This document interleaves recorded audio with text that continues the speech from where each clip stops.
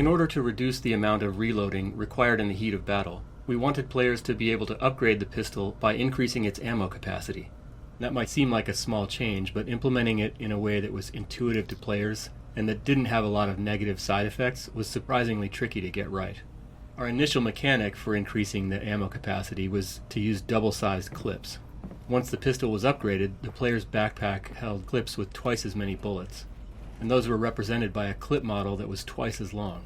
But unfortunately, the longer clips presented a lot of distracting fictional problems.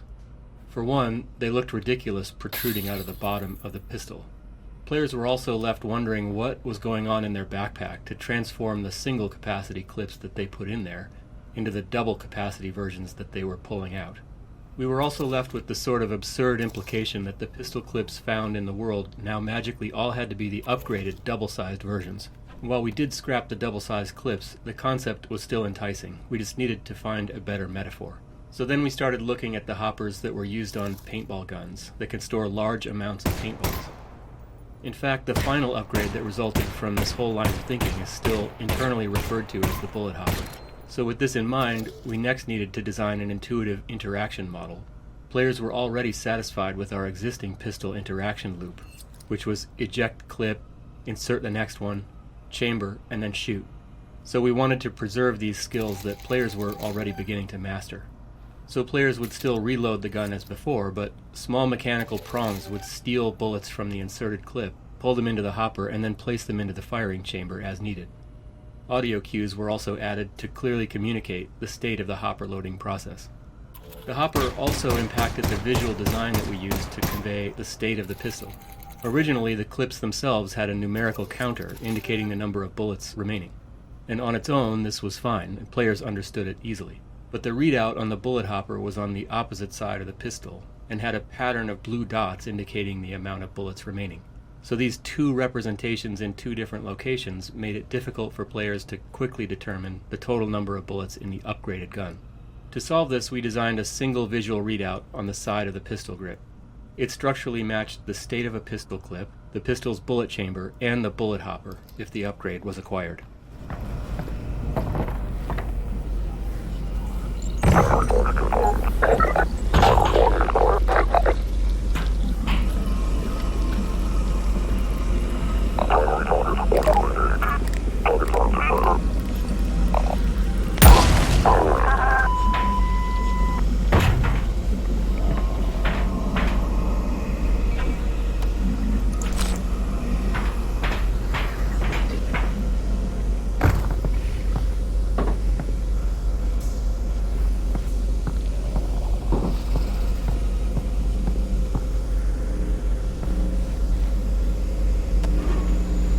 Russ, how's Dad doing?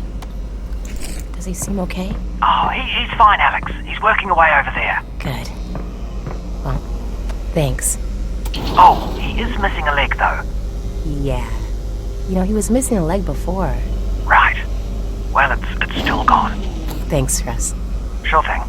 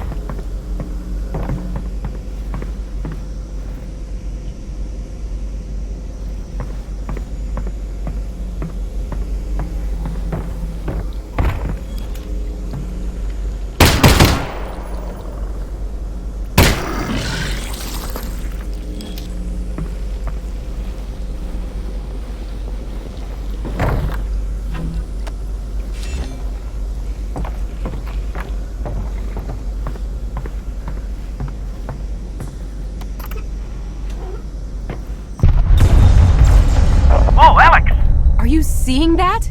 The Vortigons are taking down the bus station. Yes! This might work. Deploy technician teams to Golf 496477. Maintain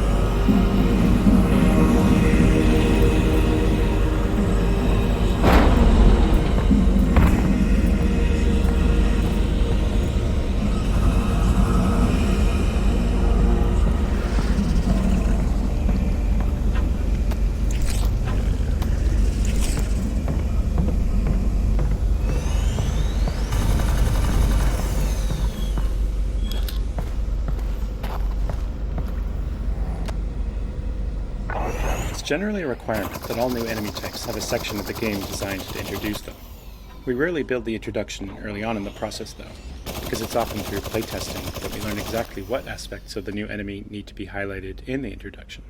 In addition to understanding the capabilities of the new enemy, we also find introductions help solidify the very existence of the new enemy type in the player's mind. Without an explicit introduction, we sometimes find that playtesters will use multiple enemy types, deflating them in their minds. This was the case with the Suppressor, a class of soldier that's designed to pin a player behind cover while other soldiers advance on them. The Suppressor is an inversion of the previous soldier classes, who've all focused on trying to push players out of cover. The Suppressor introduction stretches across the first two rooms. In the first, players see the Suppressor firing at zombies, giving the player a moment to safely observe its firing. They also get to hear its associated sounds, which are important to learn for future encounters. In the second room, players learn to fight the Suppressor themselves. This is relatively straightforward with the Suppressor alone, but we become more involved in later arenas, where we combine the Suppressor with other soldier types.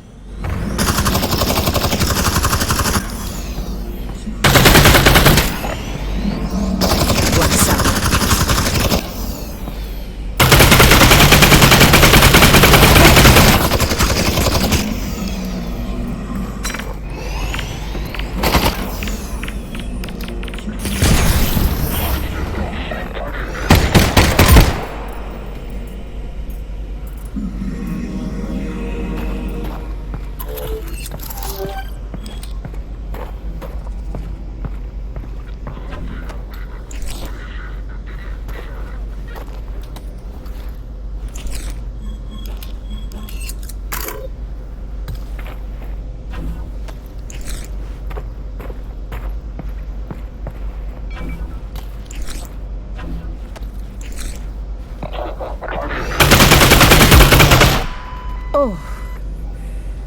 Whew. Okay.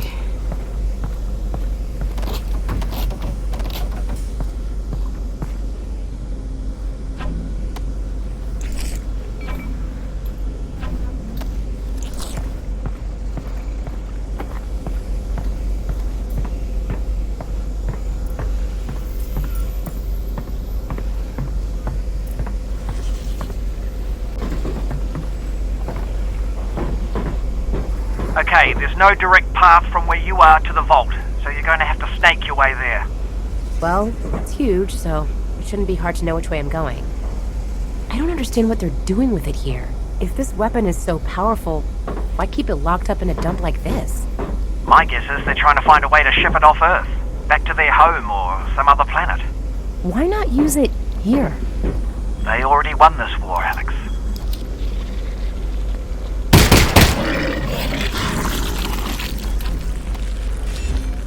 It isn't practical to spend development time or art resources evenly across every part of the game, so we rely on strategic reuse of resources to maintain fidelity and specificity across the game's environments. This space was initially constructed using industrial models and textures seen throughout many previous environments.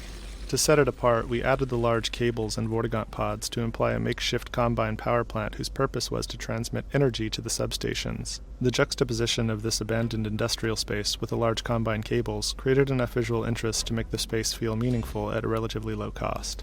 The cable motif was subsequently added to other parts of the game to increase visual interest and give the player a sense of being led toward the vault. It may not be obvious, but the cables exiting through the ceiling here continue on to the exterior of the building, across the large construction courtyard, and over the roof of the distillery building, presumably continuing on to a substation or other combine infrastructure. Players may not notice that continuation, but such details help guide us in building a world that feels connected and consistent.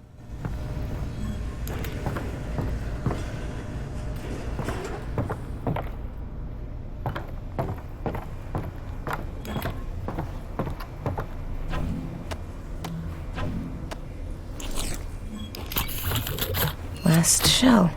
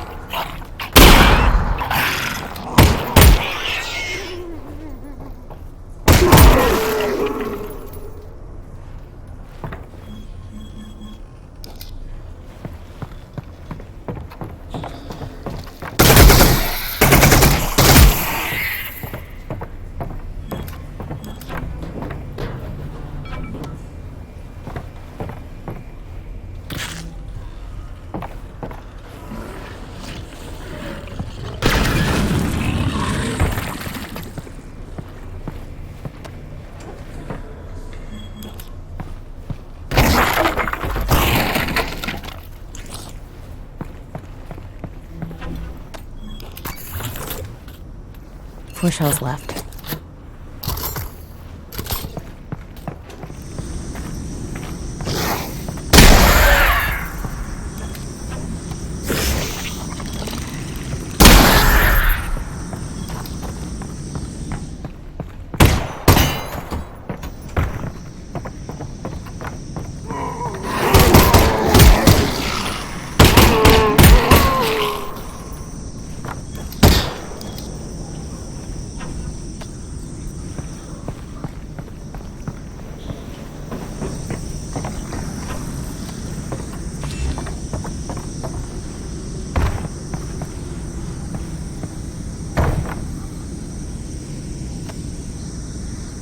One problem we faced with the VR movement styles that Alyx supported was keeping the combat experience from diverging based upon whether players were using teleport or continuous movement. If the combat was significantly different depending on the player's movement setting, our playtesting requirements could explode combinatorially. One way that we prevented this combinatorial explosion was by ensuring that AIs could sense player movement no matter which locomotion style the player was using. To do this, we created a visual proxy for players using teleport locomotion.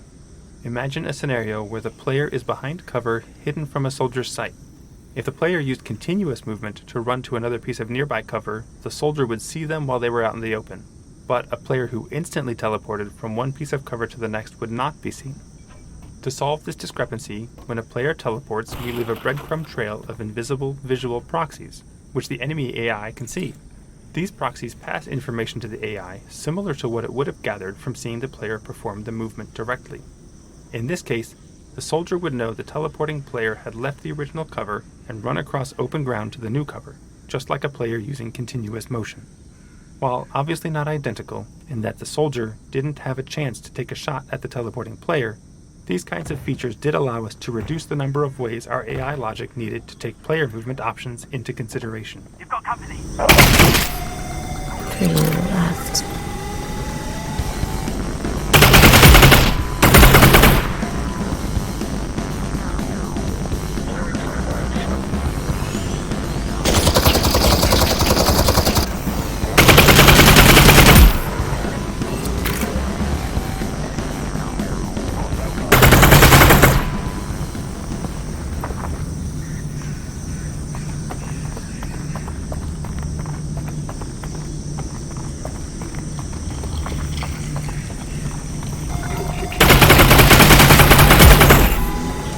Last one.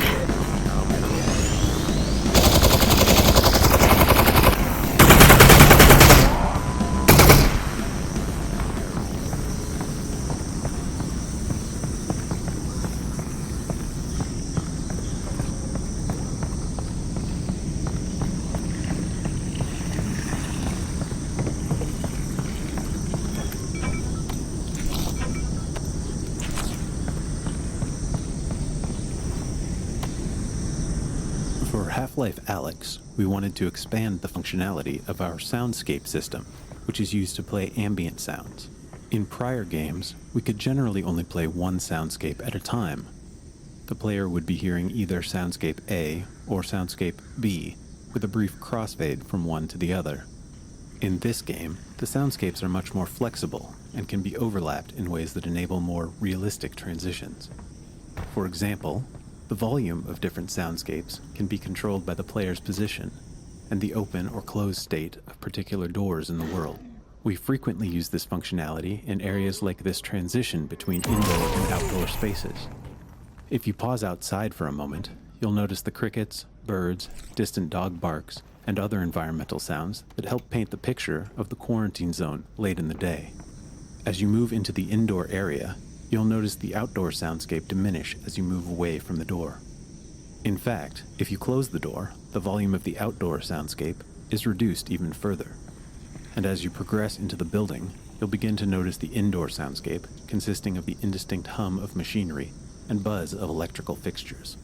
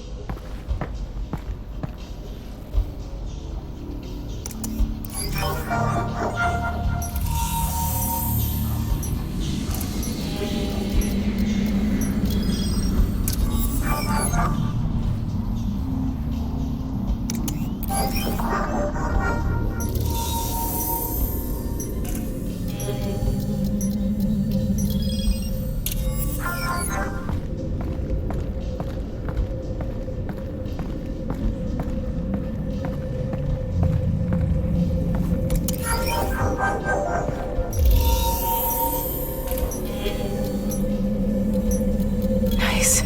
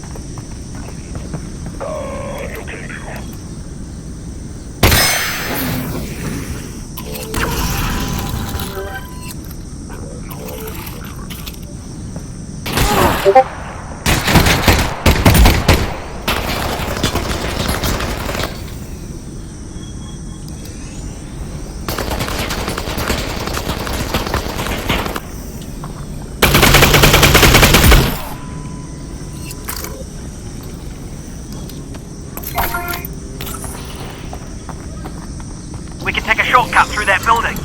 Okay. I don't see a way into this building, so I'm gonna look around. What is this place, anyway? It's a distillery. They made vodka and things like that. Is vodka good? Oh, God, no. Russell doesn't like vodka. Got it. Well, I never said that. But it's not good? It's poison. But I love it. Everyone loves it. okay, that's all very confusing. Let me figure out how to get in, and then I'll find you some. Wonderful if you could, actually, yes.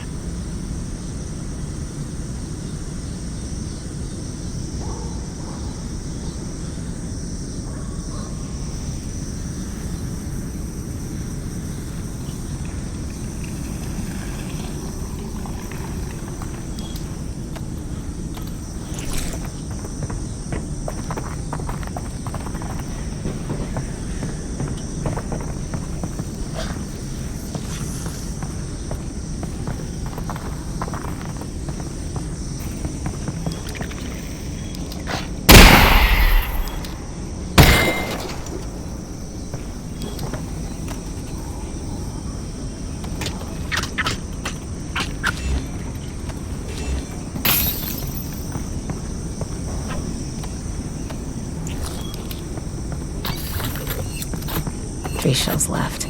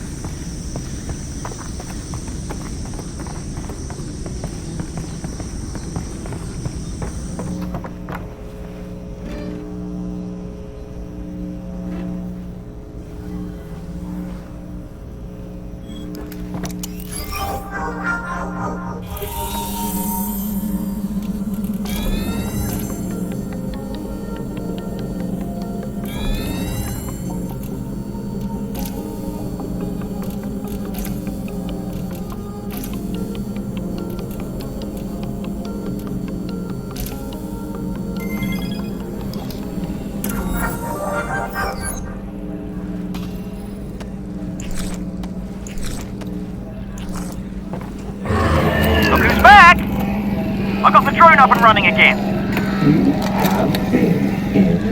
Ignore that. We'll meet you outside. It looks as if there are combined barricades up ahead. They're stopping anyone from getting any closer to the vault. Okay, so what do you think? Make your way into the distillery and see where it takes you. With my drone back online, we've finally got the upper... Oh, no, you're kidding me!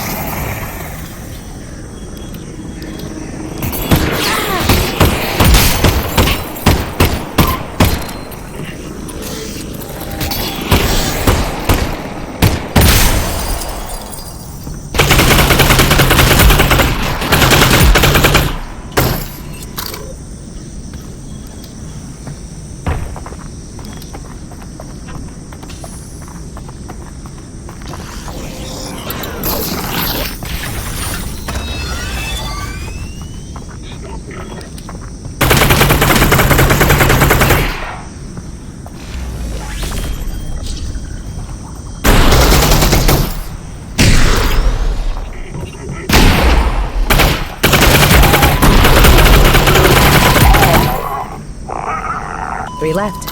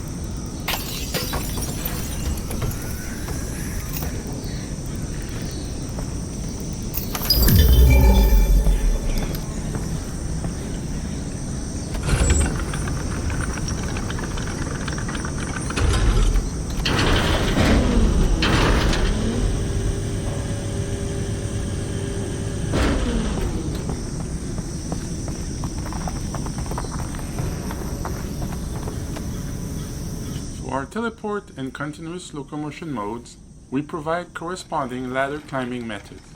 By default, player using teleport locomotion can target a ladder and after a short timer, get teleported to the top or the bottom, depending on where they started. The timer was necessary to ensure that players were intentionally using the ladder.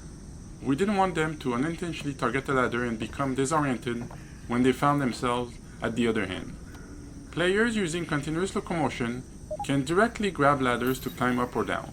In this mode, they can grab a ladder rung and move their hand down to raise their body, or move their hand up to lower it. This allows players to move up or down the ladder rung by rung in a natural way.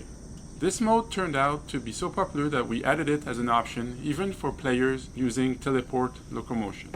As it happens, most of the ladders in our game do not extend very far beyond the upper landing area. This made dismounting the top of a ladder challenging for players using continuous ladder climbing, since there's very little ladder to grab onto above the landing area. To solve this, we detect when the player stops holding the ladder with both hands and automatically teleport them to either the top or the bottom, based on the direction they were climbing. Unfortunately, we don't have a lot of explicit ladder training in the game, so some players are surprised by this teleport behavior if they accidentally let go with both hands while climbing. Nevertheless, this was a better alternative to leaving the players hanging or forcing them to fall down if they let go with both hands, especially since some of our ladders are rather long and it would be tedious to have to reclimb just because a player happened to let go shortly before reaching the top.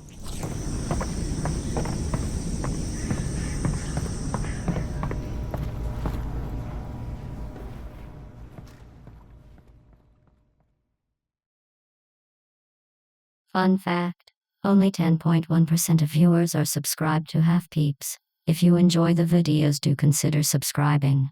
For science, you monster.